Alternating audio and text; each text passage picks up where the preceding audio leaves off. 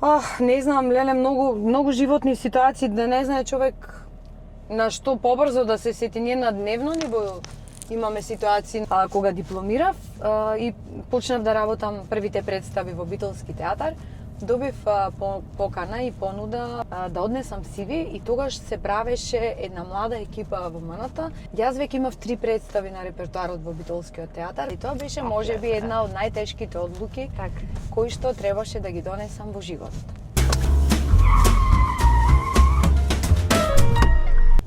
Здраво, добро ми дојдовте. Денес во кадар имаме една битолчанка, се наоѓаме на територија на Битола.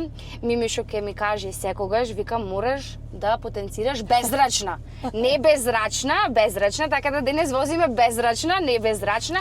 И најавата морам да ја прочитам. Ова ми е како расказ по македонски кој што го имам спремено и ќе ми биде криво доколку испуштам нешто, така да одиме вака.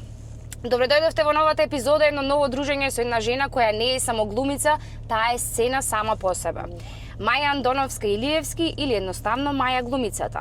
Филмска, театарска, телевизиска. Жена што живее уметност, а уште повеќе живот. Љубовта, мајчинството и брачниот живот и се најголеми и највредни улоги. Но Маја е нешто повеќе од тоа. Таа е вистински инфлуенсер, не во смисла на платформи, Инстаграм или тиктоци и слично, туку во влијание. Со својата појава, ставови и енергија, таа влијае позитивно врз цели генерации, особено врз жените. Таа не е само учесник, таа е столб во секој еден културен настан во Битола. Од сцена до организација, до глас кој секогаш се слуша кога треба да се зачува културната традиција. Локален патриот со урбан дух. Борец за правда, глас за феминизмот, за прифаќањето на несовршеното, за природното, за човечкото. И токму затоа Маја е дефиниција на инфлуенсер во денешното време, онака како што јас сакам да кажам дека инфлуенсер е буквално тој некој што пренесува влијание, не само на стори и слично како што маце ни е изгубена вредноста на инфлуенсери. Инфлуенсер во денешно време е инспирација, вистинитост, срце. Маја, добре ми дојде.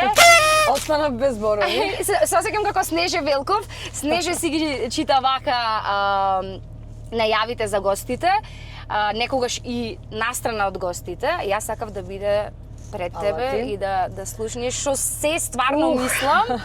И сега ќе почнам да возам. Сега морам да ти кажам дека кога брат ми ќе слушни најавата, брат ми многу често се зафркава со мене и ми вика, инфлуенсер дека си, тешка инфлуенсерка си направена. Мислам, ние се зафркаваме на темата, иако и самиот тој знае дека професијата која што сум се избрала некако и природно ги носи работите. Јас не го разбирам инфлуенсерството, она инфлуенсерство кое што сега го гледаме до крај и никогаш не сум се трудела да туркам таков тип на приказна, но многу ги почитувам, особено неколку инфлуенсерки кои што ги следам. Бескрајно многу им ја почитувам работата. Да, имам и во Битола. Да, Александра Шијаковска е за мене една девојка. Низ годините со онака баш традиционална инфлуенсерка. Ја поздравувам, драга пријателка, која што на вистина многу ја почитувам за целата приказна на инфлуенсерството која што ја направи. И за мене во ова време каде што реално се случува и се одвива на социјалните медиуми, ни се допаѓало нас тоа или не. Сите наоѓаме некаков начин во склоп на она што го работиме да го направиме најдоброто. Сега во случајов мојот инфлуенс можеби е малку поинаков. Ми е драго, еве поваше го слушнав бидејќи сепак си ми и колешка и си генерацијски прилично помлада од мене. Да, 97. Јас сум 84-та, така да мене ми е драго кога како уметник, како човек пред се и како актер сум направила некакво влијание на генерациите кои што нормално доаѓаат после мене, бидејќи сметам дека во тоа и целата филозофија на уметноста да инспирира нови генерации, бидејќи ова е време на премногу задоволства кои што ги добиваме од телефоните и не знам социјалните медиуми. Мислам дека нашето око и нашата душа е презаситена со брзи информации, брза уметност, не знам, и се повеќе според мене уметноста ќе се бори во иднина, ама ќе се бори буквално да опстане и да преживее, иако јас сум оптимист на темата и сметам дека иако ова и време ќе замени многу професии, никогаш нема да може да ја замени барем она професија која што мене моментално ми е живот, а тоа е театар, актерство и така. Мајош, кога свати дека го имаш, да кажам, тоа влијание врз луѓето или се си беше некако спонтано? Мислам дека кај мене јас многу често сум многу критички настроена кон себе си, пресамокритична, така сум воспитувана. Извини, ке те прекинам, затоа и нагласив, значи дека го истакнуваш онај момент на прикажување и на не толку перфектните работи кај луѓето. Сум научила многу често да правам мајтап на своја сметка, што викаат битолчани, меѓутоа мислам дека никогаш до крај не бев свесна за тоа инфлуенсерско влијание кое што многу природно најверојатно се случувало, особено во град како Битола, ние не сме многу голем град. Но имаме еден многу добар театар и многу се радувам што се уште театарот успева да привлечи публика. Имаме и повозрасна, но имаме и помлада публика. Многу често почна да ми се случуваат ситуации каде што млади луѓе доаѓаат, сакаат да ме запознаат, ми кажуваат дека сакаат да студираат глума затоа што доаѓале во театар од мали и сум им била идол. Па кога влегов во Центарот за култура како директор, јас имав многу голема можност да соработувам со млади луѓе кои волонтираа на фестивалите и со кои што навистина имав директен контакт и тие контакти ми се многу значајни, особено што ден денес некои од тие контакти преминаа во искрени пријателства, иако се големи генерацијските разлики. Но тие никогаш мене не ме доживеа како авторитет, напротив, како пријател, како човек близок до нив. И мислам дека тука некаде почна природно да ми се наметнува, дури на моменти се зафркавам тој учителскиот момент.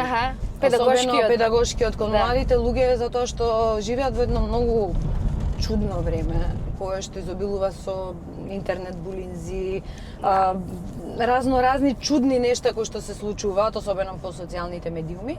И самото нивно доаѓање да бидат волонтери на културни настани кои што не се најпопуларни на светот. Мене автоматски тоа ми покажуваше дека се уште постојат луѓе, особено млади луѓе кои што трагаат и се обидуваат да се најдат во општество, во овој свет и се уште трагаат по тие вистински вредности. И сега многу е дискутабилно што биле вистински вредности во времето на моите родители, на твоите, во моето време, во твоето, па и тек за генерациите кои што доаѓаат, но мислам дека горе-долу можеме да се согласиме дека да бидеш човек, да не осудуваш, да се трудиш, да даваш се од себе, да си го исполнуваш. Има некои основни работи кои што никогаш нема да излезат од мода. И јас некако така почнав со целото нешто. И имав 2-3 ситуации со млади девојки кои што ми беа волонтерки, кои што ми раскажува за нивното себе неприфаќање. И мислам дека од тука тргнаа тие приказни, се почесто да објавувам лични моменти, лични приказни. Ништо од тоа што јас го објавувам по социјални медиуми не е измислено, не е... Апсолутно. Ништо не е лажно. Имаше дури и пост беше или не знам видео беше кое што влезе вирално, во кое што објаснуваш, нели, кога зборуваме за несовршеностите и сето тоа, зборуваш за отворено, за тема за која што ретко кој би зборува, односно за твојот изглед, за носот, за напајањето и живееме во време на предрасуди. Сигурна сум дека во тој момент многу девојки се ослободиле од еден товар што го имаат. Да, добив многу писма после тој мој пост. Беше направен во форма на видео. Многу размислував како да го склопам, бидејќи нели овие социјални медиуми си имаат своји трендови, кои што јас пак ќе кажам, иако сум многу активна на социјалните медиуми, не до крај ги знам сите тие трендови кои што вистинските инфлуенсери си ги следат и многу лесно бараат со трендовите. Јас сум тука old fashion на таа тема, меѓутоа мислам дека одзивот кој што го доби видеото кој што го склопив сама беше окей. Да. Стануваше збор за едно писмо кое што го добив од една жена од нашиот град, во кое што ме советува дека треба да направам пластична операција на мојот нос, бидејќи во 21 век глумица во театар не треба да е само добра глумица, туку треба убаво да изгледа. И ми препорача дека тоа го правеле супер во клиники во Турција. Јас и се заблагодарив најкултурно, воопшто не ме повреди, затоа што, мислам, на 41 година многу добро знам дека имам специфичен нос. кој што е таков каков што е. Мислам дека досега кога не сум се решила да правам пластични операции, Да. до прва сигурно нема.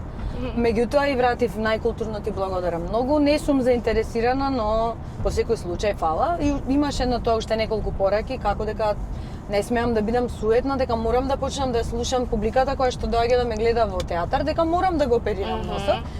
И мене ми беше тоа многу забавно, но како што споменав, соработувајќи со младите луѓе, постојано слушам приказни за изгледот на, особено кај женските, за изгледот на нивните тела, неприфаќањето на колку се високи, колку се тешки, константната потреба од барање на некакви мани, дури и таму каде што ги нема. Така. И многу наивно, но сепак мудро одлучив да направам едно отворено видео каде што ја ставив конверзацијата нормално скриен идентитетот на жената на која што ми пишат, да Ја кажам направиша славно. Може од турските болници ќе ја контактира за реклама. бренд амбасадор. Но во секој случај тоа го направив на вистина да им покажам дека сите ние Се соочуваме. се соочуваме Така. со одредени предизвици во себе прифаќањето и во тоа како ќе функционираш таков каков што си. Така. Секако дека поддржувам, ако некој не се чувствува или несовршеноста која што ја гледа во себе си, сака да ја коригира, никогаш не сум имала црвено светло или да осудувам луѓе Да. кои што прават корекции, затоа што сметам дека секој човек треба да го прави она што го прави среќен. И ако коригирањето на големината на мојот нос ме правеше мене среќна, Би го секако ќе го направила, направев да. досега. Но ова беше само како последица. Всушност, мене ме инспирираше длабоко да објавувам и да споделувам лични приказни. Една конверзација со една возрастна жена, моја генерација, после една представа во Битолски театар, Добро. која што се викаше Малиџано, Така. и која што е направена на база на лични текстови, лични случки, така натаму, по кој што низ еден хумористичен начин разговаравме, зборувавме за, не знам, од стомачни вируси кои што сме ги добивале и шетањето по болници до свадби, денот, јас си го раскажував денот на својата свадба и така натаму, со тоа што крајот на представата завршуваше, таа беше представа пост-корона, во која што сите по нешто споделувавме без разлика на корона или не, за собственото ментално здравје или за собствените стравови, собствените болки и така натаму, и така натаму. И јас раскажав една многу обична приказна која што во тој момент ми беше тотално прележана како детска болест. Така. Меѓутоа, отворено споделив дека после поминувањето на корона, јас прв пат во животот почувствував што е анксиозност. Така. До тогаш многу често со другарки ќе пиеме кафе или оставите ме на анксиозна сум, депресивна сум, меѓутоа тежината кој што тој збор го носи, јас го почувствував пост корона кога реално прв пат почувствував страв за собствениот живот. Така. И може би короната и помина така како што помина, сега меѓутоа влегуваме многу е длабока темата Да. и ние во тунел во ке тунел, во темнина, па менталното здравје понекогаш човек знае да го фрли во темнина. Јас зборував на крајот на монологот дека короната помина, јас бев во изолација 25 дена и бев во оној прв бран кога уште беше не се знаеше. тотална табу тема, Да. кога на телевизија луѓето станува бројки кои умираат и така натаму. И знам дека 8 месеци после корона, јас имав висок притисок, имав пулс кој што се креваше 170-180 и јас токму тоа го раскажував на крајот на представата, дека многу ретко луѓето ме прашуваа како сум. Не сакаа да прифатат дека мене ми е страв, дека мене не ми е нешто добро, но беше добро што јас сама на себе си признавав дека не ми е добро. Така. И низ еден хумористичен начин раскажував дека бидејќи нонстоп ми се качуваше притисокот, јас почнав да се шетам, тоест да одам на работа со апаратот за притисок во кесичка, значи дотерана се, нашминкана, штиклите, ташната и апаратот за притисок. Така. Со тоа што нели како во секоја театарска представа сакаме да кажеме дека и смејата и солзите некогаш одат рака под рака, нели солза и смеја, театар, Да. театарските маски. Така. И дека не е срамота да признаеш дека не ти е некогаш добро и да си побараш помош ако не ти е добро. Да. Фала му на Бога, мене работата во театар многу често ми помага сето тоа да го преработам. Јас многу брзо се изборив со таа анксиозност, меѓутоа можам да кажам дека конечно имам јасна представа во главата што значи да е човек, да си се окей, да се смееш и најнаш да добиеш бран на лоши мисли кои што можат да те потонат.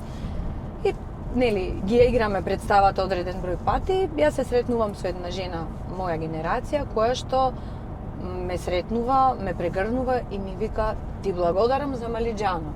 И јас се смеам, викам добро се изнасмеа бидејќи навистина повеќето содржини во представата беа Хумористични. хумор, секој, голем хумор, со многу смеење, со многу интересни и лични приказни на секој од нас актерите кои што бевме во тој. Та вика не, јас се заблагодарувам за последната приказна која што ти ја кажуваш во представата, затоа што мене не ми е добро и мене дома ми забрануваат, не ми забрануваат, меѓутоа не ме сваќаат вика за сериозно кога јас ќе кажам дека ми се дига пулс, дека имам страв за себе си, за животот, за моите најблиски. Дека јас сум анксиозна веќе со години, но кога ги добивам тие напади на анксиозност или не знам на стравови, јас тоа го поминувам сама затоа што е срамота да одам и викам како е срамота ќе одиш, викам постојат психолози, психијатри, сето тоа е нормално да го споделиш со некој кога ти чувствуваш дека нешто со тебе не е како што треба и таа вика да, ама јас кога дојдов на Малиџано, сватив дека кога на маја глумицата може да му е лошо, значи јас не сум ненормална и викам види, значи викам анксиозен е секој втор човек, нормално кај некој кој како го пребродува. Сакам да кажам дека е денес ние живееме во едно толку брзо време каде што анксиозноста навистина е сериозна работа и на некој што го нема почувствувано, како што јас го немав почувствувано до еден одреден момент, може да му биде тема за зафрканција, како што ми била некогаш и мене.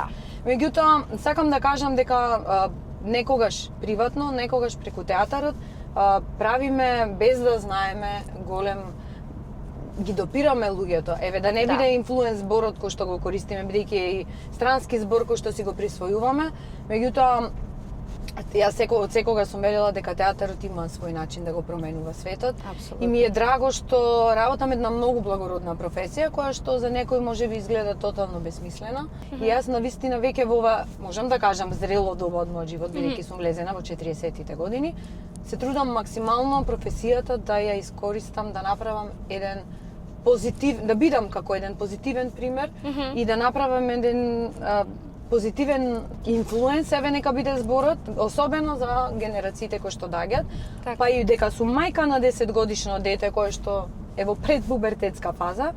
Јас фаќам дека ние со новите генерации треба да работиме многу сериозно да работиме за да се она што е човечко и се она што треба да го задржиме како позитивно се задржи. Така.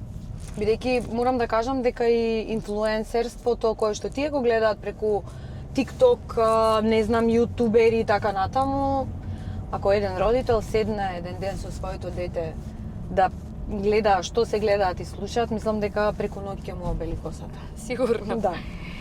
Кажи ми дека зборувавме за предрасуди за сето тоа. Сега има активни кампањи на да се разбијат тие предрасуди. Имало ли предрасуди и други такви во однос на тебе кога си ти во прашање? Мислам дека имало, секако. Мислам дека не постои време каде што луѓето немале предрасуди кон нешто, дали кон некого, кон некоја, без разлика. Например, јас бев како малечка многу дебелко дете. Стварно? Да. Знам дека си била мирничка, ама не знаев за дебелка. Да, бев мирна. Така и болежлива, така може да се нежна, бело дете. Да. Постојано прозирно. Не, брат ми така ме бел си дури прозирен си. Да, и детето мое е такво, значи нежна. Буквално на пелистер ке дувнеше ветар. Јас бев со бронхит, со синузит, со се можно што можеше да се случи, се имам поминато. Така што како малечка се соочував со моментот на дебелко дете. Потоа нели влегуваш во тинеџерски години и така натаму, носот, она што го спомнавме. Значи јас морам да бидам искрена дека сум си имала своји моменти, јас за својот нос имам исто така зборувано во една представа која што се викаше Скршената стомна, каде што имав огромен монолог на тема мојот нос.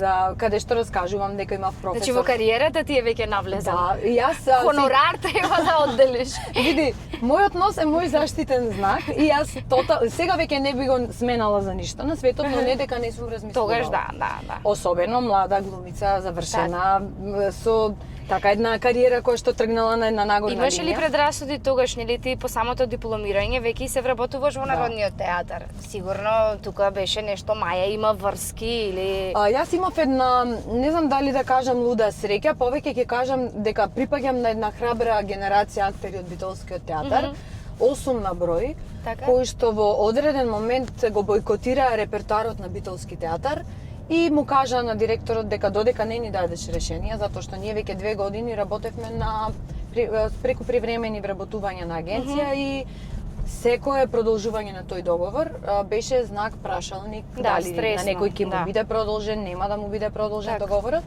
Но бидејќи бевме 8 луѓе, ние направивме буквално со новинари. Јас сум многу благодарна на новинарите од Битола, кои што навистина застана да не поддржат.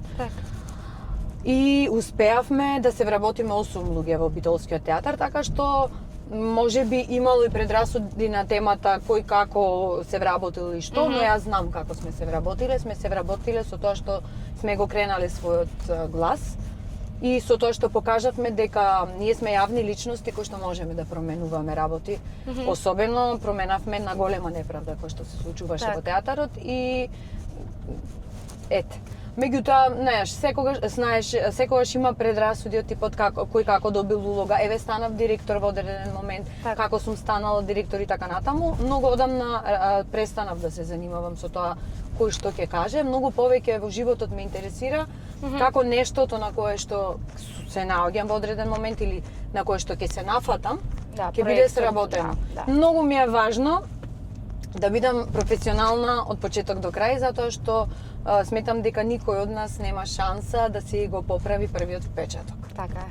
И секогаш кога работам, без разлика дали водам настан, дали работам на нова театарска представа, дали водам детски фестивал, дали сум на некоја емисија, подкаст и така натаму, јас се трудам да го извадам оно што најдобро го носам во себе си. Мислам дека најчесто луѓето веќе и така ме препознаваат. Сега со две прашања ќе се залепам. Првото прашање дека кажа за периодот кога беше директорка на Домот на култура, Центарот за култура. Дали ти недостасува нешто од тој период? Исто имаш изјавено дека ти си човек кој што не си легнува пред 3 часот после полноќ. Се уште го практикуваш тоа? Добро, освен сон, нешто друго ти фали вака? Пример да ти не знам, ти недостасува ли тој период кога имаше сигурно повеќе ангажмани и повеќе обврски од тоа што го имаш сега? Но сметам дека јас максимално го грабнав моментот и му ја извадов душата на моментот. Сите така сметам. Јас мислам дека максимално го оставив својот печат, секогаш може подобро. Јас си заминав малку порано пред завршувањето на мојот мандат, но сметам дека се природни промените.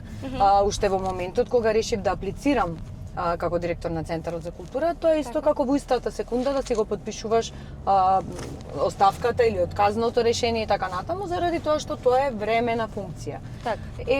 Она што јас го направив е еден печат, ми недостигаат многу колегите со кои што работев, меѓутоа многу често пиеме кафенце и ги посетувам. Ние сме повторно во истата институција, не делат само 12 скали или еден спрат. Во однос на динамиката на живот, мислам дека добро ми дојде малку да кренам рачна, бидејќи јас сум жена безрачна. Така. Значи, покрај тоа што како уметник сум многу темпераментна, иако растев како мирно дете, јас всушност сум бескрајно темпераментен човек кој што не мирува. Значи јас не сум директорка, повторно не си легнувам пред 3, јас константно имам со што да се занимавам. Значи мене ми врие, ми работи главата постојано, мора нешто да се случува, не знам. Ако не работам представа, пишувам текст, ако не пишувам текст, спремам нешто за некој настан, константно кај мене нешто се случува. Јас секогаш кажувам дека најголемата умешност која што може да ја поседува еден човек е да може да си го контролира мозокот. Јас тоа нешто не можам да го направам. Познавам луѓе кои што, вклучувајќи го и мажот ми, како на копча, сега го гаси, И толку. И заспива. И толку. Така, и мажот нема не е нема така. тука нема него таа положба, му е за спиење. И готово, јас можам да лежам со сати, па нели викаат мислите дека треба да ги напишеш на хартија за да ги оставиш да се пишувам. ослободиш. Исто. Ми велат, ќе видиш колку обврски ќе имаш и демек ќе се научиш. Сум имала милиарда обврски, пак не сум научила. Всушност, кога светот заспива, тогаш се раѓа мојот свет. И тоа време кое тие часови кои што ги поминувам сама со себе, со многу често со својата работа, затоа што јас учам текст навечер. Така. Гледам филмови кога сите спијат. Тоа се работите кои што ги правам за себе.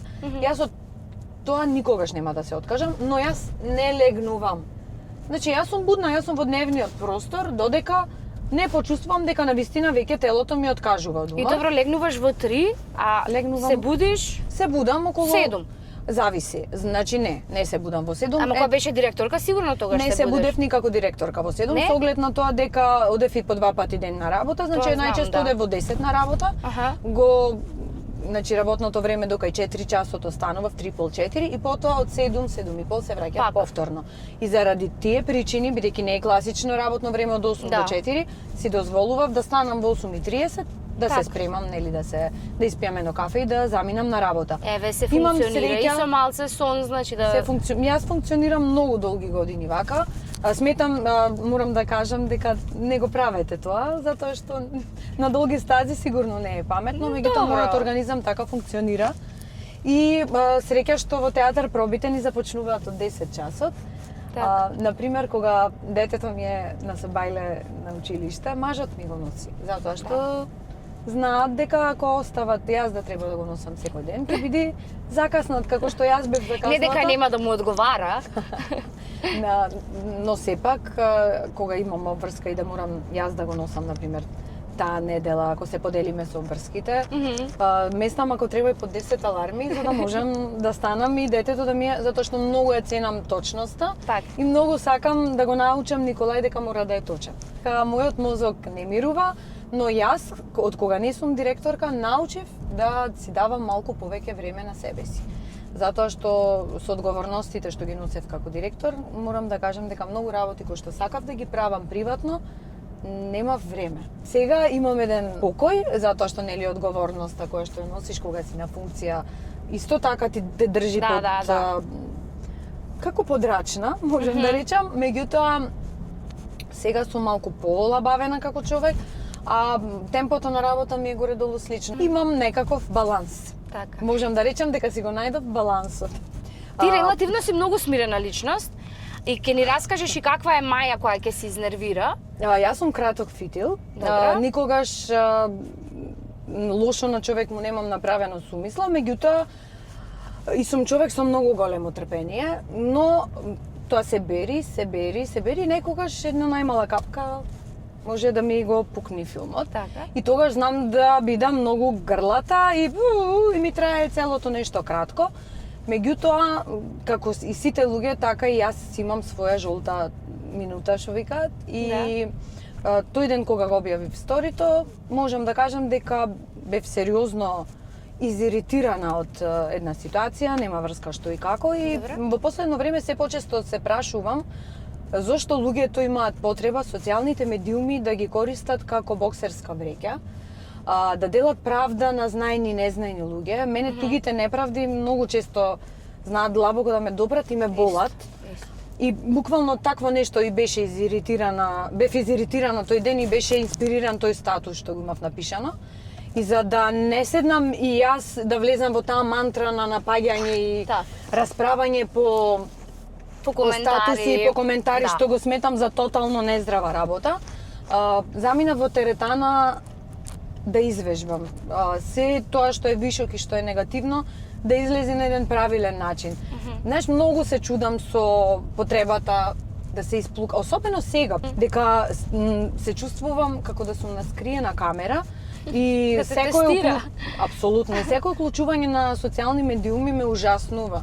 Така. Потребата да се навредат, да се повредат луѓето, потребата да се нападни со такви погрдни зборови, да се ископаат туги рани. Ужас. Так. Ужас и на таквите нешта и без разлика дали се наменети за мене или на никаков начин не ме засегаат, дефинитивно знаат да ме извадат од кожа. Исто. Статусот со теретаната дека тој ден навистина заминав да се она што во еден момент го помислив во мојата глава, да го прекјутам, ама да го извадам символично преку вежбањето, го споделив затоа што сметам дека вежбањето многу помага. Многу помага некогаш да си го исконтролира човек мозокот и јазикот. Многу е важно во ова лудо време да почнеме да си ги контролираме јазиците. Зборувавме за колку сестрана си и сите нели работи кои што ги практикуваш во рок од 24 часа. И сакам да те прашам, ете, сигурно си и во очите на Николај си супер херој. Има со Николај, значи фазите од неговото растење. Знам дека имаше нешто и со Кармин, да си мама да си Николај многу сака да ме гледа средена и многу ме сака кога носам црвен кармин, а црвен кармин ми е заштитен знак. И насмевката од осумка до осумка. Да, точно. Пред да се спремам за емисија, носев црвен кармин и викам, не, сега ќе сменам, ќе ставам нешто понеутрално, затоа што најчесто на сите јавни настапи сум секогаш со црвен кармин, уште кога беше многу мал. Најчесто недела ден ми е ден што сакам да го излежам, да не правам ништо. Ни црвен кармин, ни кармин. И бидејќи сум, како што рековме, бел човек, јас ако не сум нашминкана, сум како да сум болна на стината. Ќе го спомнам тука мојот колега Иван Ерчич. Иван Ерчич еднаш се успав на проба, јас бидејќи не сакам да каснам. Значи влетав, само измив лице, заби, влетав на проба и влегувам и тој е прв човек кој што ме пресретнува, вика: "Шо е работата да не неси нешто арна?" Корона да не те фати. Не, јас викам, не, арна сум, зошто? Па шо си толку бледа? Така да луѓето се навикнати секогаш да ме гледаат средена и Николај ден недела, јас нешто се тегавам по кревети дома и доаѓа, беше многу релативно помал. Викам: "Мама, ај оди стави си црвен кармин." А јас по пижами, едни плишани најдебели на светот, викам: "Црвен кармин зошто?" Па така, оди стави си црвен кармин, јас ќе ти кажам зошто. И се викам: "Леле, Николај, аман, мама, не, оди стави си црвен кармин." Мислам дека беше 3,5 години и мажот ми вика: "Дај, оди стани." Направи му го кефот на детето. Со тодлерџе ќе се објаснуваш. И таква бледа цела, одам ставам црвен кармин и Дигушка вика: "Секај." Викам: "Добро." Местам камерата за селфи, вика: "Ај сега насмеј се, сега си најуба мајка на светот." Леле злата. И тоа ми е едно вака од најдрагите сеќавања од неговото растење. Душа златна. Да, многу сака да сум дотерана, нашминкана. Добро, ма го имал тој репер, го имал тој пример по кој што се водиме, разбираш? Секако, а него можеш да го видиш накапан, искинат, несреден заради тоа што тој е дете и кој ќе му речам види колку е педантен татко. Ти видиме мене, зошто вака пред да влезиш некаде или не се видиш како си, вика: "Бе, аман шубав сум." Да. Побитолски шубав сум, мама. Да. Па добро. Ама сега е веќе тинејџер, сега расти коса. Пред тинејџер, ама некако овие генерации малку како побрзо да влегуваат во пубертетот. Јас затоа викам пред тинејџер и сега ја растиме косата и многу му е важно дали ќе му биде сплетена во ситни плетенчиња или ќе биде ретче, а види вака дотеран сум, почна да се купуваат парфеми за него да се мириса и гледам дека ќе имаме едно дете кое што многу ќе наликува и на мене и на сопругот. Сопругот ми е многу педантен инаку човек, професор по професија, студирал безбедност во Скопје, живеел во интернат и кај него е се под... Јас знам да живеам во хаос. Да. Значи јас во хаос совршено знам да функционирам. Так. Кај него е буквално се под ред. Сега Николај се надевам дека ќе е некоја комбинација меѓу нас двајца. Добро, сега и да не претерувам многу. Знаеш, да не си човек кој што ќе се изгуби сами од себе во чистотата, во педантеријата. Види, тоа е карактер. И тоа е карактер. Така што мислам дека ќе имаме некоја комбинација од нас двајца. Или ќе изненади. Или ќе изненади, да, не можеме да знаеме изненадува цело време. Точно. Мене прашањето сакав да го поврзам. Дали тој супер херој имал момент кога се чувствувал безпомошен во нешто? Дали се сеќаваш на нешто такво? Да го праша син ми сега, дали сум негов супер херој, може некогаш ако е нервозен да рече: "Мајка ми само ме кара." Добро. Бидејќи сега сме во фаза каде што и по 100 пати некогаш ги повторуваме истите работи, затоа што јас верувам дека ова се годините каде што нештата треба да му влезат во глава и ако досега бев само мајка која што брани и гушка, сега веќе станувам и мајка која што воспитува. И Мислам, морам да кажам дека не секогаш сум само суперхерој во неговиот живот, некогаш сум и лошиот полицаец, некогаш и добриот, со мажот ми си ја менуваме улогата. Кога и да е во некаква ситуација во која што тој не е комотен или е повреден, се уште сме во фазата каде што, фала му на Бога, се обраќа и бара помош од мене и од татко му. И јас длабоко во себе верувам дека се уште сме неговите суперхерои. Дури го учиме дека и во миговите кога ние го караме, затоа што мораш некогаш да го искараш детето, за да почне да разграничува што е добро, а што не. Ние му викаме, сега морам да те искарам, но мораш да научиш дека тоа не ја намалува мојата љубов кон тебе, но во животот ќе мораш да научиш што е добро, а што не е добро. Така што верувам дека реалните суперхерои кај децата секогаш се нивните родители. Мој суперхерој од секогаш и за секогаш ќе е мојата мајка. Јас сум растена со мајка, татко ми е починат кога бев многу мала и од една временска дистанца, дури оние мигови кога вака ти доаѓа од родителите, нели, особено не си ја разбирала. Кога не се разбираш, не си на иста бранова должина, кога ќе дојде нож до коска, си ги бараме родителите. Така. И мислам дека Николај многу добро го има разбрано тоа на своји 10 години. Браво. Да, и го гледам и тврдам и јас. Дали тој суперхерој некогаш бил во ситуација, сега не конкретно за Николај, генерално, да донесе одлука која што во нормални услови не би ја донел? Например, нели, еве те прашам, дали некогаш бил безпомошен или така, некогаш да му биде нешто наметнато? За жал, тој ќе мора да научи во животот дека не секогаш ќе ги правиме работите. Зборувам за тебе сега. Па и за мене. Ти си суперхеројот сега. Па за мене и тој е суперхерој во неговото опкружување. Не знам, леле, многу животни ситуации да не знае човек на што побрзо да се сети. Ние на дневно ниво имаме ситуации. Тоа што нели си човек што се бори за правда, за едно за друго, некогаш кога не си можела да се избориш, некако си морала да, како што викаат, да играш како што свират. За жал, не секогаш сме победници во животот. Да, ми се случиле неколку ситуации, нема да зборувам за да не оди воопште посериозно.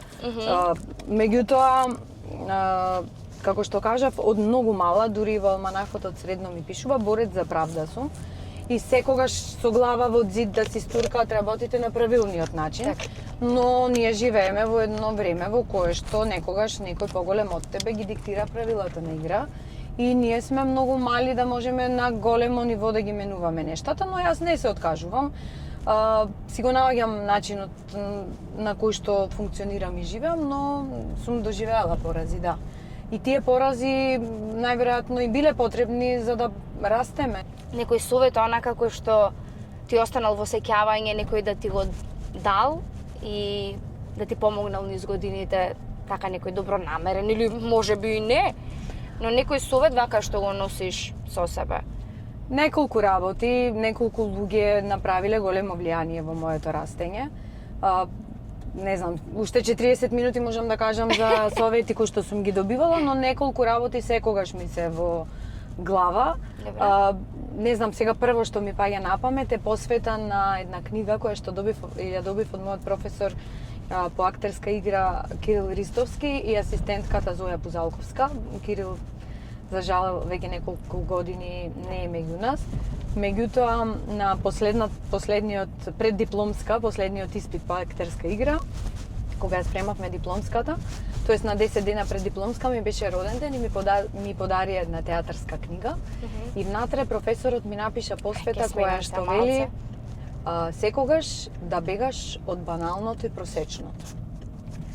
Да не се слееш со просечното. И во животот секогаш кога гледам дека се наоѓам во средина во која што просекот доминира, се трудам да заминам затоа што таму сметам дека нема токсично.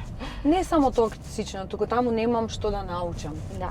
А како што спомнав, јас сум човек кој што е константно во потрага и потреба од нови знаења, од нови луѓе, од убава енергија. Во Битола може тоа да се направи? Не секогаш, но кругот на луѓе кои што го бираш дали си во Битола, во Скопје или било каде во светот е твој избор. Да. Така што јас мислам дека имам еден мал, но многу цврст круг на луѓе со кои што взаемно се инспирираме, работиме, колку да звучи ова идеалистички, така е. Да. Јас навистина верувам дека кругот на луѓе кој што сум го избрала е правилен и со тие луѓе константно чувствувам, можеби не секогаш трчаме маратони, некогаш можеби брзо одиме, но заедно некако се поместуваме од просекот и од баналноста.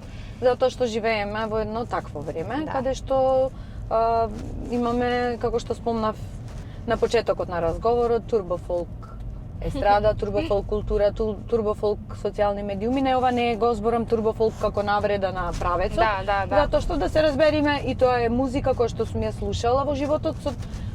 Јас слушам секаква музика, брат ми е пејач, музичар, и секаде каде што има забава, гости и така натаму, мене може да ме видите, затоа што јас сум човек кој што многу сака да се дружи, да се забавува. Турбофолк го кажувам како нешто што е со минлив карактер. Нешто што нема трајна вредност. И многу повеќе сакам да се дружам со луѓе со кои што, например, денес ќе го испиеме кафето, ама нешто ќе ми кажат со нешто ново, ќе научам. А да не е трач.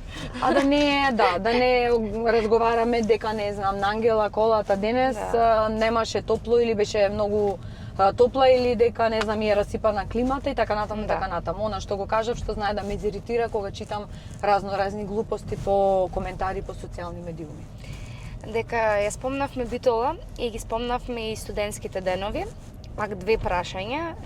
Значи, првото прашање ќе ми биде да ни раскажеш некоја случка од тие студентски денови, некоја интересна случка, и второто прашање дали некогаш се наметнала мислата или идејата или како и да е за останување во Скопје, затоа што и во на самата најава кажав дека си баш локален патриот. Тоа е многу позитивно, од друга страна свесни сме на некои можности плюс кои што ги нуди главниот град. И затоа компаративно прашувам дали некогаш се наметнало таквото нешто или ти било како мисла, како план. Може би го имам одговорено ова како прашање во некои други интервјуа, но секогаш со задоволство го споделувам. Најубавите години се студентските, барем беа за мене. Така што 4 години на факултетот за драмски уметности во Карпош 2 во Скопје ќе си ги запишам и ми се запишани во животот како годините каде што од едно дете станав возрастна личност. Тоа е подделувањето од домот, грижењето за себе си, живење под кирија со цимери, цимерки, лудувања, плаќања, неплаќања сметки, првите пијанства, првите големи љубови и така натаму. Значи тоа е во тие 4 години како уште еден цел живот кој што на секој човек му се случува кога заминува и се дели нели од домот. Кога дипломирав и почнав да работам првите представи во Битолски театар, добив покана и понуда. Во тој период беа директори на МНТ Сашо Миленковски, Златко Славенски, да однесам CV, и тогаш се правеше една млада екипа во МНТ и тогаш беа тие договори на дело со театрите во кои што екипираа млади луѓе за така едни нови генерации кои што требаше да влегуваат по театрите. Јас веќе имав 3 представи на репертоарот во Битолскиот театар, кога ми се јави Златко Славенски, ми се јавија заедно, беа со Сашо, и ми кажа, ајде спреми едно CV и те планираме за екипа за МНТ. И тоа беше можеби една од најтешките одлуки кои што требаше да ги донесам во животот. Дали било правилно тоа што останам во Битола или не било, нема да го коментирам. Меѓутоа, во тој момент за тебе беше правилно. После многу размислување, што беше она многу нешта. Најмногу што те натера Да останам Битола. Битолски театар беше местото каде што јас се заразив со магијата на уметноста и таму театарот. Се замислуваше сигурно сликата. Најголемата животна желба ми беше дека еден ден ќе работам во Битолски театар на истата сцена со Петар Мирчевски, Сонја Михајлова, Петар Горко, Габриела Петрушевска, Валентина Грамосли, сега да не ги набројувам, навистина ги почитувам моите колеги од Битол. Сите колеги од Битолскиот театар имаат свое место во мојата душа, особено што со повеќето пак од нив и понатаму Чоре, не знам, Митко, со сите кои што сум ги гледала како дете, јас во еден момент потоа застанав на сцена. И бидејќи јас не сум човек кој што има некој во театар. Јас сум буквално во театарот затоа Лекар и правник. Да, татко ми лекар, мајка ми правник. Затоа што имам дел од колегите кои што се деца на актери и некако природно било во растењето да бидат заразени со таа театарска магија. Јас во средно училиште, кога бевме во средно во гимназија, многу често одевме на представи, тука се роди целата таа страст, таа љубов кон театарот. И можам да кажам дека најголемата желба беше и да се вратам Битола и да работам. И кога мене ми се случи да работам во Битолски театар, наеднаш добивам понуда за Скопје. А од друга страна, многу јасно ми беше дека можностите и така натаму, значи Скопје е Скопје и колегите во Скопје реално нема актер во Скопје кој што не го знае цела Македонија. За разлика од тоа, ние актерите од провинција, морам така да се изразам. Ма така е, да. Не знаат баш многу на име и презиме. Може би мене ме запознала публиката затоа што и многу снимав народни приказни во еден период. Меѓутоа, затоа и нагласив и телевизиска глумица и преку пеењето. Така. Значи одредена таргет група и од таму влече. Сега еве после многу години имам среќа да работам на Глумците пеат веќе 3 години поред. Па на некаков начин и скопската публика веќе ме препознава, но сакам да кажам дека ете во тој мајка ми беше Битола, беше голема поддршка. Скопје растев. Скопје живеев под кирија, си рачунав дали платата која што ќе ја земам од маната ќе ми биде доволна да си ја плаќам киријата, па да плаќам сметки, па да можам и да живеам, да шетам, да патувам, додан. Знаеш, многу бев млада, имав само 22 години и во тој момент одлучив дека се враќам во Битола. Им се заблагодарив бескрајно многу на довербата во тој момент кој што ми ја дадоја. И после многу години го запознав мажот ми кој што живееше и работеше во Скопје. Мажот ми е битолчанец, значи сега живее во Битола, меѓутоа животот повтор пат ме кладе на една голема раскрсница каде што ние фамилиарно размислувавме. Чекај сега каде ќе живееме кога веќе ме запроси, направивме свадба, останав бремена за Николај.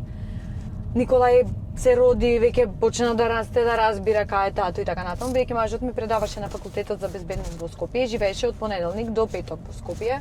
Викендите доаѓаше Битола. Јас се трудев секој можен слободен момент да сум во Скопје кај него во станот, меѓутоа тоа на долги стази веќе се гледаше дека нема да можеме уште долго така да функционираме заради детето кој што имаше потреба, нели, од двајцата родители. И една голема раскрсница, едно многу големо размислување повтор пат во животот. Битола или Скопје, дали тој ќе бара трансфер во Битола или јас ќе барам трансфер во Скопје. И во тој период излезе конкурсот за Центар за култура. Добро. И разговаравме, јас имав голема желба да конкурирам, затоа што сметав дека ми се плодните години, кај што можам да дадам нешто за градот. И мажот ми се врати во Битола, така што верувам дека се си има своја причина зошто сум останала во Битола. Да не те кара сега, да не е задоволен. Добро му е во Битола. Супер сме тука, види. Кога растеш дете без логистика е многу тешко. Значи јас морам да се заблагодарам дека во цел овај наш професионален пат, затоа што и мажот ми си има една сериозна кариера и професија, јас исто така, без бабите и дедото, ништо од ова немаше да биде исто. Така е. Особено со дете кое што не ни смеело да оди во градина. Да, буквално, значи Николај ми го чуваше една тетка, плюс вечерите кога јас бев на представи и така натаму, бабите и дедо му, на вистина сум бескрајно благодарна за целата помош. Еве и во овој момент, додека ние снимаме, пак го чува. Да, Николајка и баба му и дедо, така. Пишува домашна, сигурно. Да, по македонски јазик. Ето така. Да. И сега ќе се навратиме на моментот кој што го кажавме со досадна недела. И уште нешто, не знам, по твој избор. Па види, досадна недела е иницијалниот момент дека јас во животот ќе се занимавам со јавна професија. Така. Си до 94-та година, во тоа време поминувавме по неколку аудиции за да пееме на Сидо. Мислам дека беа 8, колку што јас се сеќавам, можеби и од моето информирање што така се. И тоа беа аудиции каде што навистина буквално цел град деца учествувавме, па доаѓаше Кирај Костов од Скопје и самиот фестивал го снимавме во македонската телевизија во Скопје. Едно прекрасно време од едно прекрасно растење и затоа ден денес сум интензивно вклучена во одржувањето на фестивалот. Како бренд амбасадор си. Така е, баш вчера бев со Сидо во Велес, со дечињата настапувавме таму И секој патување и секој дружење со децата од Сидо ми е како враќање во една временска машина назад, затоа што навистина тоа се најубавите години. Досадна недела е песна на Петар Ѓоргиевски Калица и на Миодраг Нечак Микс. И една песна што иако не знам, можда не беше... Јас не знам од каде ја знам, ама ја знам. Тоа сакав да го кажам, може не беше во тој момент. Јас не мислев дека ќе е најголем хит, па ти си замислував дека може некоја песна за симпатии сакам да пеам. Аха. Ама песната ден денес се пее, ја знаат и тоа е една песна со која што јас на тој фестивал добив прво место од учесниците на фестивалот. Значи сите кои што пеевме, учесници, хорчето и танчерите гласаа за победник. Многу интересно. Значи нели си имаше прво место публика плюс прво место второ, трето жири. Јас бев победник од учесниците. Нема посладко. Значи повторно некој инфлуенс уште како дете кој што сум си го направила. Да. Така што да, за тие што не знаат, еве ако сакаш ќе запеам, иако многу години ќе немам испеано. Како звучи кога Маја сега со своите... Оди бе чиче. Со своите 41 и пол. Па да, во април 42. А тогаш имаше 8? Тогаш имав 10. 10? Само што направив 10 години, бидејќи Сидо се случува секогаш во мај месец. Јас сум родена на 27 април. Еле со мажот ми на исти ден си, да. Реално знам јас да поставам некојаш и специфични прашања кои што и ги имаш и во текот на интервјуто, но се така сервирани многу, баш многу убав разговор. Многу пријатно ги сервирам. И баш пред некој ден ми се јави еден новинар и ме праша дали некој има слезано од кола. Викам не. Па види, јас вака викам, кога се нафаќаш на интервју, така, ти не можеш да знаеш тоа интервју на кој правец би фатило. Ама секогаш можеш да кажеш не сакам да одговорам. Да, можеш да кажеш дека не ми е комотно да одговорам. Да. Како што јас пред малку заокружив во една целофанска форма ти одговорив на прашањето кога сама пред себе сум си го изгубила епитетот на суперхерој. Така. Можев и да ти одговорам со конкретни ситуации, но сметам дека ова е емисија од еден многу убав карактер, каде што луѓето не треба да ги оптоваруваме некогаш со тешки приказни, затоа што доволно е специфично, нели, времето во кое што живееме. Апсолутно. Мислам дека за некој да ти замине од автомобил треба да го навредиш, иначе зошто? Апсолутно, јас тоа го кажувам, значи јас ќе си прашам, а ти си културна, ти си актерка по професија, да. Така што ти имаш една емотивна интелигенција која што е на многу високо ниво, иначе не би можела да си она што си. Благодарам, ми значи многу и пред да го почнам и секогаш кажувам, не ја водам емисијата како водителка или како новинар или како не знам, туку секогаш на грб го носам онај товар по позитивна смисла на зборот, нели секогаш кажуваме дека и улогите ни се товар кој што го носиме на грбот. Така е. Секогаш го практикувам тоа што сум го учела. Ме учеле Ангела, треба се снајдеш во ситуација, треба на 3 места да ти е вниманието. Треба си креативен, треба имагинацијата да ти работи, треба и слично па и така е, актерот на сцена е одговара за себе, за партнерот со кој што е, за публиката и за текстот што треба да го каже. Ето исто и во... И за реквизити треба да внимаваш, и за влез, излез, се. Апсолутно. Тоа е една хигиена на актер, но и хигиена на човек, тоа е едно домашно воспитување, така што да. Така. Досадна недела не одпеавме. Ајде. Не знам во каква состојба ми е грлото, ама ќе се потрудам. Досадна недела, што ли се случува? Ке дојде еднаш месец мај, на маките ке биде крај. Досадна недела, што ли се случува? Ке дојде еднаш месец мај, на маките ке биде крај. Ете така звучи после 30 години. После 32 години. Скоро, 33 всушност. Да. Да, 94-та. Мора, не, чекај, леле со математиката. 32. Доста. 32 дефинитивно. Да. А следната година ќе биде 33, точно. И сега ќе те надоврзам, дали во кола знаеш да си пееш? О, нон-стоп. Или под туш, како? И двете? Под туш, и во кола, и бидејќи Николај ми е многу музикален, како што спомнав, пее, многу често знаеме да си направиме дома мини концерти, пуштаме телевизорот и слушаме... Што заедно пеете најчесто со Николај? Спрема неговите фази, моментално искрено многу слушам македонска музика, пошто и Замисл, Војко му... нешто Тоше Каролина имавте пеено Тоше или нешто? Каролина, сега последно Антонија Гиговска, дуетите му ги слуша, тие најновите. Да. Така што јас покрај него, она што не ми е мене слушнато, покрај него ги учам песните. Така. Инаку, јас, како што споменав, слушам секаква музика и многу, мене ми е музиката пак втора љубов. Да. И мислам дека музиката ми е лек. Јас и кога чистам, и кога некогаш и кога работам, кога спремам улога, слушам музика. Кога се подготвувам за представа, се шминкам, се спремам и така натаму за на работа, сакам да слушам музика, затоа што музиката знае емотивно да ме однесе на места каде што не знам, без музика би ми требало подолго време да стигнем. Зборувам емотивно. Так. А дека спомнавме моментот за пеењето во кола и сето тоа. Така. И јас сакам да те пофалам за онај кажавме дека имаш урбан стил, сега да кажам и за духот кој што Италија ја носиш во Македонија, во Битола конкретно. Те гледаме на велосипед, те гледаме на Веспа, те гледаме во кола. Што вози сега Маја и каков шофер е Маја? До неодамна возев Ланчија, исто италијанска кола. Во моментот возам Fiat 500 Ficio. Така. Каков шофер сум, да го прашате, мажот ми ќе рече катастрофа, иако јас имам 23 години возачка дозвола. Да. Јас мислам дека сум супер возач, пристоен. Некогаш знам... Сакаш да се смениме да ме повозиш? Ајде, нема проблем. Мислам дека сум пристоен возач, знам да направам по некој прекршок ретко, но се трудам да бидам окей и да ги почитувам сообраќајните правила.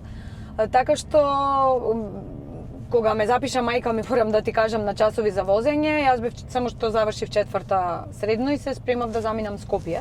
И ми вика мајка ми, поклон за матура од мене, ќе одиш на часови по возење. Леле, кога сум се изнервирала, викам, мамо, ова е како да ме казниш.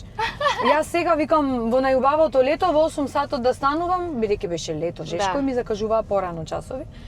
И, значи, имам анекдоти, кога инструктор, имав прекрасен инструктор, сакаше навистина човекот да ме научи да возам и ме носеше надолу на Кајрек, Битола. И таму имаше едни огромни машини со вилјушкари или не знам како се викаат, со едни вака како чешли во долниот дел, може ќе звучи глупаво, навистина не знам како се викаат. Тоа се огромни нешта, кои што вака кога ќе ти се појават, а јас учев на тико да возам, Јас почнував со тикото да бегам, значи ќе падневме во нивите околу на патот лево и десно, заради тоа што кога и денес кога ќе видам камион, така малку знам да се стегнам. Не ти е се едно, особено мене ми е кога и 2 камиони имам, и јас треба во средната лента да поминам. Така што учењето да возам беше хаотично и не знам како положив на прво. Еве тоа денес не знам да си го одговорам. Рикверц ми е денес, рикверцот ми е слаба страна, рикверц како реков, како дедо ми по-старски, рикверц. Рикверц ми е слаба страна, иако и на полагањето вака бев до линија, значи за многу малку не паднав, но имав, на шарм се извадов и веднаш ми дадоа возачка. Мајка ми во тој период возеше Југо. Леле, тоа Југото, еден тврд волан, еден тврд мењач, не можев никако да го возам. Така што веќе до тие 4 години додека студирав, многу и не возев. Потоа купивме голф и мислам дека тој голф да знае да раскажува приказни. Да имаше уста. Него му ја извадивме душата, го возевме и јас и Димитар. И многу е интересно што наједнаш имав самодоверба, Димитар има тој период плажа во Охрид. Значи Димитар беше Охрид стациониран, јас ќе си ги натоварев другарките во голфот и тргнувавме Охрид на плажа или не знам Крушево да шетаме. Сакам да кажам дека веднаш се пуштив да возам со кола надвор од Битола, иако морам да ти признам дека Скопје не сум комотна да го возам. Не знам зошто, можеби си имам сама направено некој Да, гард. некоја блокада. Блокада, но не се нафаќам сега да треба да одам Скопје, ќе го убедам или мажот ми или ќе си најдам некаков превоз. Сама не Мене се па ми е нафаќам. полесно. Не знам. Можеби затоа што и таму функционираш. И мајуш да завршиме со пак две работи морам. Првата работа е кој совет би ми го дала ти мене кога бевме кај советите кои што тебе Добро. биле маркантни, да кажам, за личноста која што си денес. Кој совет ти би ми го дала мене или еве на помладата генерација? И после ќе ти го поставам и другото прашање. На помладата генерација ќе им дадам друг совет, а тебе ќе ти дадам пошто Добро, веќе си не сум во помладата. не си млада генерација, но сепак веќе си зрела личност, си мајка на дете. Мене многу ми се допаѓа тоа што си човек кој што го следи својот сон. Јас само ќе ти посакам да не дозволиш никој никогаш да ти ги скрши крилата, да сонуваш и да ги остваруваш собствените соништа. И зборот не можам никогаш да не биде дел од твојот речник, затоа што не постои, не постои не можам, постои само можам, сакам и ќе го направам тоа. А на помладата генерација од прилика би им го кажала истото нешто, со тоа што Да видим колку е ниска колата, добра. супер ти е колата, со тоа што би им кажала да не се занимаваат со што другите мислат за нив. Повеќе да се занимаваат со тоа што ќе прочитаат, што ќе слушаат, што ќе гледаат, затоа што во тие години тие се нештата што те оформуваат. Бидејќи ова се генерации кои што не читаат, Да. кои што на чат GPT ги наоѓаат прераскажани лектирите за на училиште и така пишуваат есе и така натаму, јас ќе им кажам да не си го уништуваат внатрешниот глас. Навистина од срце би им препорачала на младите, иако е ова време на AI, на чат GPT, допрва ќе се случуваат сите тие нешта, да го држат она што е нивен глас, нивна мисла будно. Многу е важно. Не знам, сега периодов тоа најмногу ми се врти низ главата и затоа сакам да го пуштам како порака. Затоа што да, чат GPT може да ни напиши совршени говори, совршени писмени, совршени нешта. Се губиме ние. Но тогаш ќе си го загубиме, ќе си го оглувиме собствениот глас. Ќе отупиме. Буквално. Апсолутно. Јас застанав за да ти дадам некои работи сега. Преферирав да бидат ваучери затоа што некои се и од Скопје, да можеш да си скомбинираш, да си нарачаш сама. Ке почнам со нешто кое што можеби е најблиско кога си ти во прашање. Викаат секогаш избери љубов, ништо помалку, ништо повеќе. Точно. Слеано на мислата која што и говориш што го имаше ти нели сега. Се работи за Мама Драма, тоа е бренд кој што изработува али што нели македонско производство, македонски текстил, ја секогаш ја фалам и за памук. Кога ќе ми стигне памук, ете така, ќе си видиш нешто, сигурно и некој надпис, нешто инспирирано или како и да е. Од Мама Драма имаш 20% попуст. Одиме на Мобил Порто, тоа се мобилара во Скопје, да не ти носам сега Powerbank едно друго, може ке сакаш iPhone да си купиш, ке си имаш попуст во Мобил Порто. Ги интериери се фирма која што прават рачна изработка на мебел, рачна изработка каква може поинаква. Изработка на мебел по мерка. И тука имаш 100 евра вредносен ваучер и најголемото за на крај, односно The House, тие се монтажни куќи, премиум монтажни куќи, изработуваат доколку сакате. Било за живење, било некоја виличка викендица, 1500 евра вредносен ваучер. Значи, некој од моите пријатели, ако не, бидејќи јас не сум во... Да, може да го подариш. Во моментов не сум со идеја да градам нова куќа, ама ако некој од вас нешто сака такво, еве јас овој ќе ви го преподарам, може да ми се обратите. Ова се навистина вредни ваучери, вредни подароци, ти благодарам многу. И јас тебе ти благодарам. Дај Боже нешто да си искористиш и нешто да... Затоа што сите што ги промовирам, верувам во нивните бизниси. Знам дека сега брзо почна, пак се врати со вежбање. Тука се кикбоксинг клубот Титан Про, кој што ти дава тефтерче, пешкирче, маичка и слично. Благодарам многу. Поздрав и до Титан Про. Поздрав и од мене. И кога сме кај вежбањето, И користам приликата да ги пофалам и Продимет, кои што почнаа да не поддржуваат. Тоа е холандска линија на производи, холандски производи, протеинска исхрана, односно ќе видиш ќе си направиш ова ти е десерт со карамела. Супер, бидејќи многу сакам благо. Ете Значи, така, супер ама да не погодите. отворам колку шеќери нема уствари. Да не ви кажувам, доколку имате желба за да се балансира, јас не сакам да кажам да ако имате вишок телесна тежина, да си избалансирате тоа што си го имате. Така е. Тука се Фала Продимет. многу за сите подароци. Ете така, ја користам приликата исто да ги поздравам и Аутоспа и да ги поздравам некој каде што сега ќе се насочиме уствари. И секако цело време си ја конзумираме и си ја пиеме. се напив. Голем поздрав и до Добро, Пелагонка. така. Значи, еве сега Пелагонка ја возам низ Битола, цело време во Скопје ја промовирам, сега и по битолските улици. Да си ја набавите од кипермаркетите. Сега имаме мал кат, додека стигнеме до местото на злосторството. Договорено. До местото каде што Маја ќе треба да се избере нешто како бик. Значи, знаеш дека има парфеми, одиме во парфимерија, ќе Добро. носам во парфимерија. Има парфем кој што одговара на хороскопскиот знак кој што го имаш, на крвната група, на Може би, да, но јас сум верна на моите парфеми многу години. Ајде, сега ќе одиме да видиме Така што да, ќе си да. одбереш. Готово. Супер. Ајде. Немојте да мислите дека сме во Париз, во Битола сме.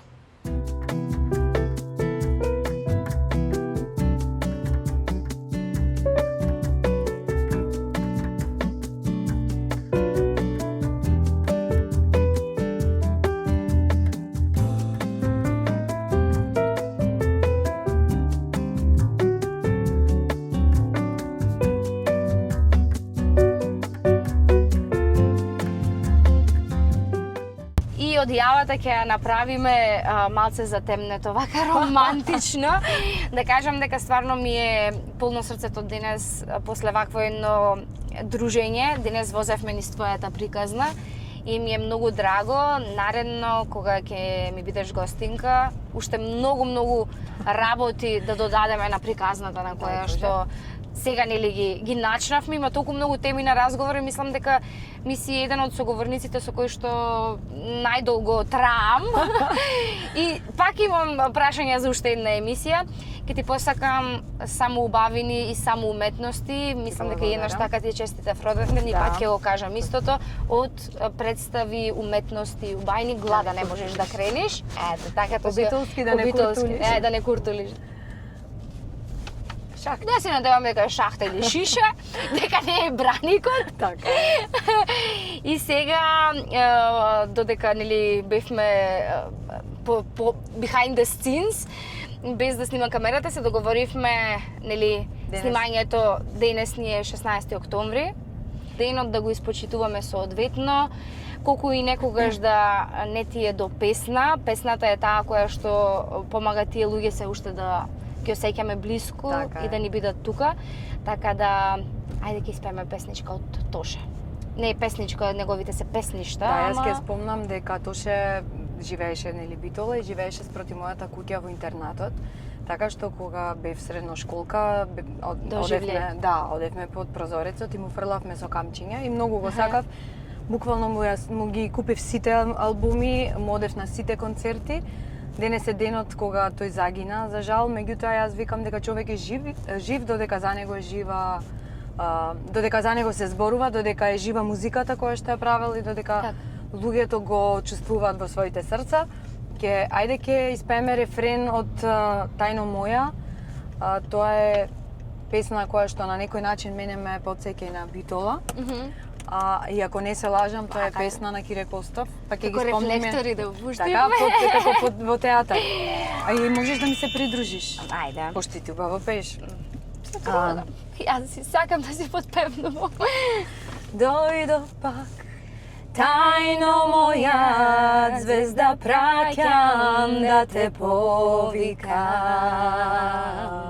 Ништо не сменето, шушка молика, темно е, тајно моја во душа светат фенери се што имав заложив да ти пеам под пенџери. Ајде, и се надевам дека денеска уживавте заедно со нас и ви посакувам да гледате и следната епизода. До тогаш останете ми во добро здравје и сакајте и бидете сакани.